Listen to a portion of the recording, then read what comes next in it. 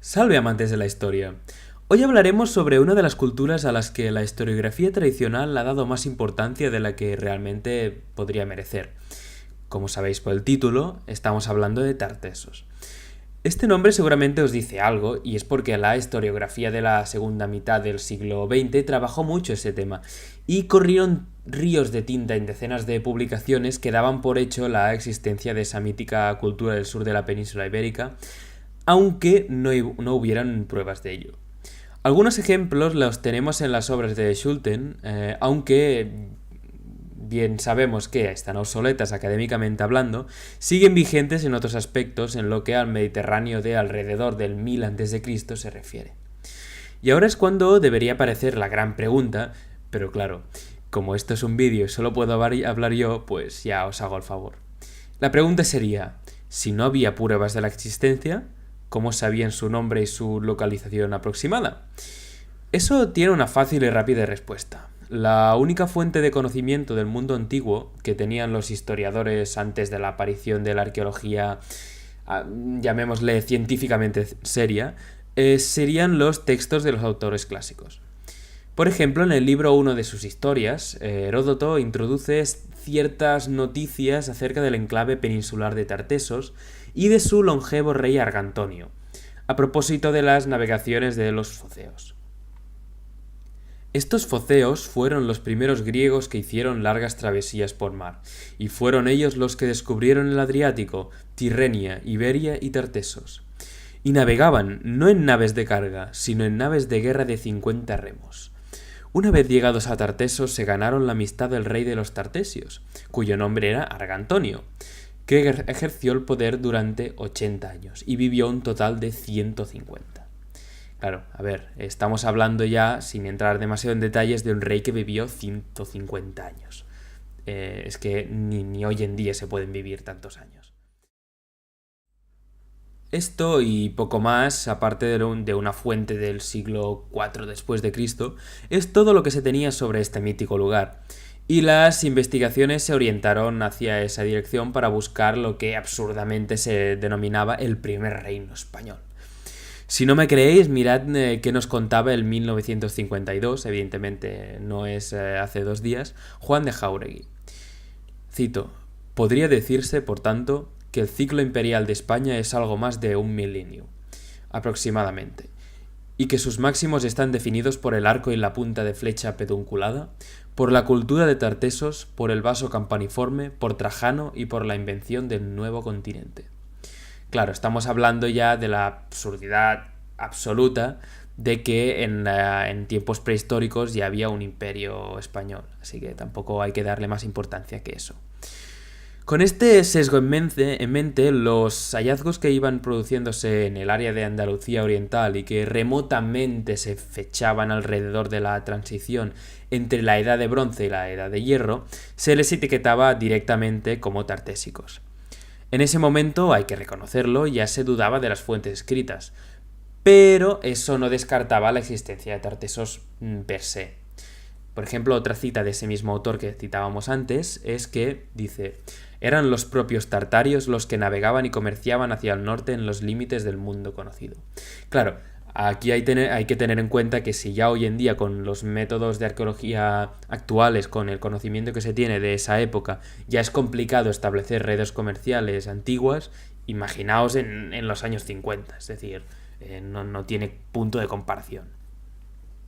Así pues, para resumir esa primera parte, las fuentes históricas ven Tartesos como un lugar fantástico, una especie de El Dorado, cosa que realmente condicionó la investigación histórica durante muchos años en ese sentido, intentando unir el relato histórico con la arqueología a la fuerza, es decir, forzando el relato histórico.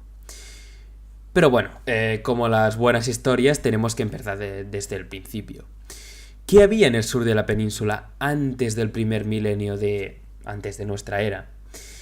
El poder hegemónico en la Andalucía oriental y lo que sería Murcia era la cultura del argar, o lo que algunos llaman el estado argárico.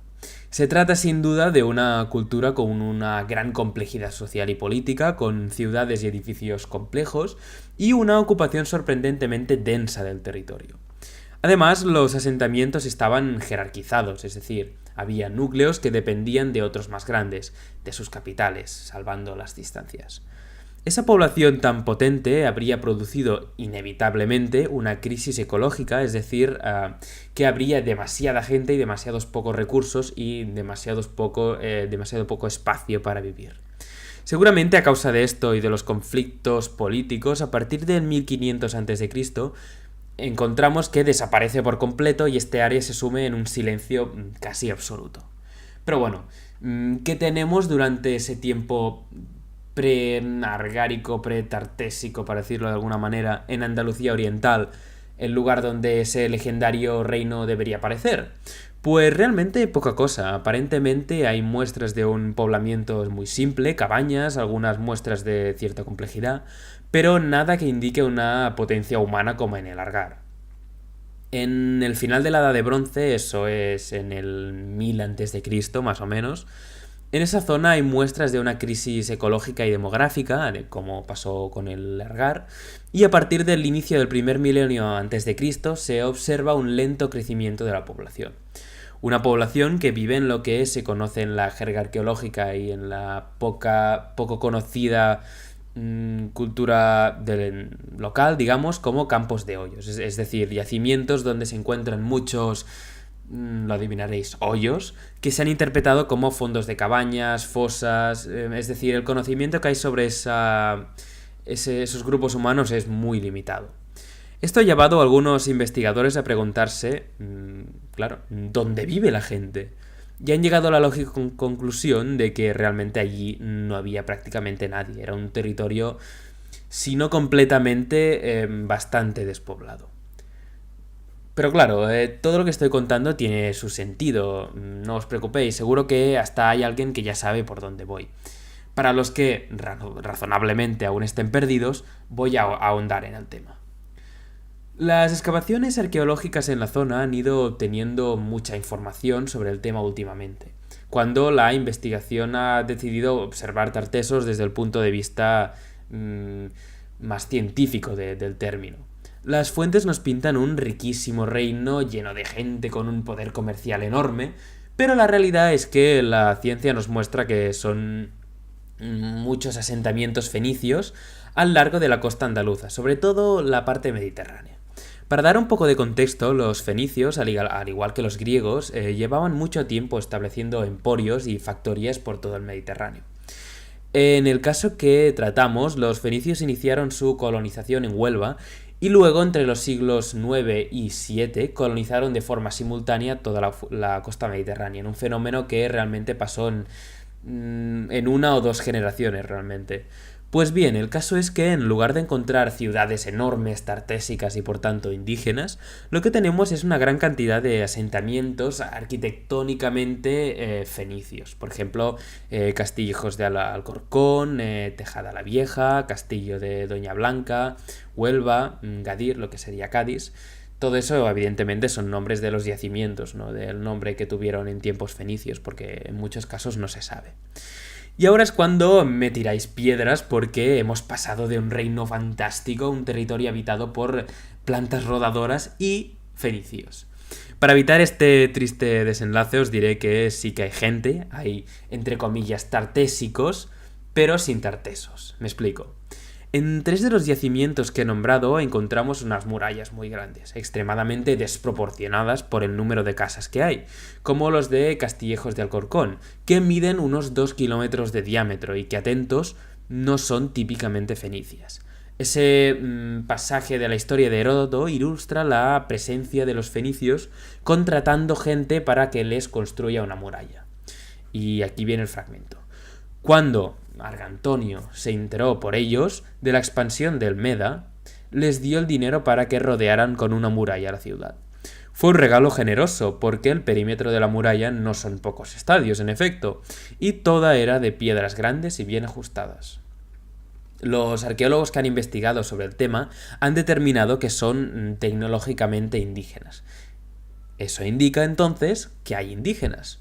Al menos hay una fuerza de trabajo que se dedica a construir murallas para los fenicios. Por tanto, el panorama es el siguiente. Tenemos un poblamiento indígena que no aparece por ningún lado, o si lo hace es en muy pocos números.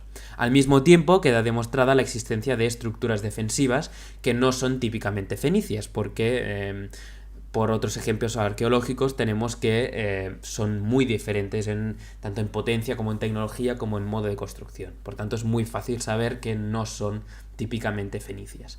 Y además, en esta situación solo podemos ver asentamientos fenicios. La pregunta, pues, es la siguiente. ¿Había poblamiento indígena cuando los fenicios llegaron a la península? Claro, ahí que cada uno responda a esa pregunta una vez presentados los datos. Lo que voy a hacer ahora es dar la visión que me parece personal dentro de las interpretaciones arqueológicas que se han dado, es decir, tampoco me la estoy inventando. En mi opinión, lo que tenemos son unos asentamientos fenicios a lo largo de toda la costa del sur de la península ibérica desde el siglo X a.C., que llegan a un territorio casi despoblado, salvo por algunos grupos de población de pocas personas, con un modo de vida seminómada, que ocupan y abandonan los campos de hoyos periódicamente. A los fenicios les interesaba esa zona por su riqueza de minerales, sobre todo en el área del río Tinto. De ahí que su primer asentamiento fuera en lo que hoy es Huelva. Hay que tener en cuenta que que haya un asentamiento pasado el estrecho de Gibraltar tiene mucho mérito y requiere mucho interés para que se produzca, porque hay que recordar que el paso del estrecho de Gibraltar por mar genera muchos problemas de navegación, tanto por las corrientes como por situaciones de mal tiempo. Y es por eso que el primer asentamiento se produciera en Huelva. Es muy importante porque indica un interés económico, comercial, incluso colonial, muy importante. Es precisamente cuando a partir de ahí fueron colonizando el resto de la costa y en algunos casos hasta en el interior. Encontramos yacimientos fenicios, incluso muestras de algunos templos fenicios al lado de Sevilla, es decir, no está nada mal. Aunque hay que tener en cuenta que para ese entonces había el golfo que se ha llamado el Golfo Tartésico, que incluso llegaba hasta lo que sería posteriormente la ciudad romana de Hispalis, ¿no? Sevilla. Es precisamente cuando entran en el territorio, cuando entran en contacto con las poblaciones indígenas y se sirven de ellos para que, por ejemplo, construyan sus murallas. A partir de este momento, sobre todo en la parte interior, los contactos entre fenicios y locales serían muy frecuentes, incluso cohabitando.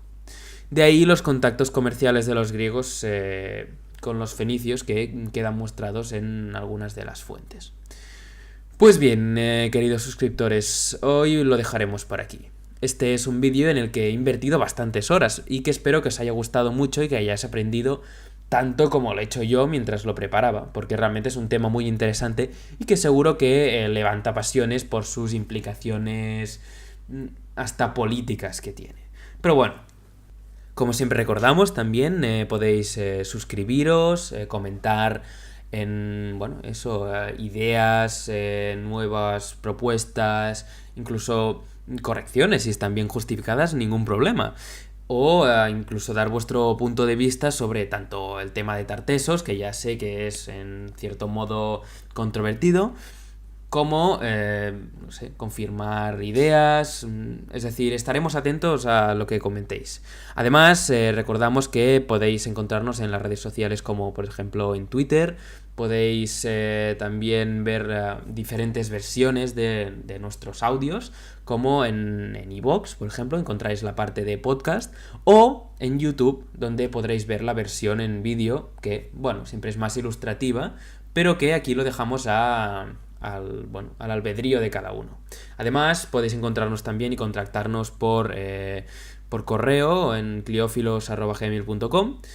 Y nada, nos vemos en la siguiente.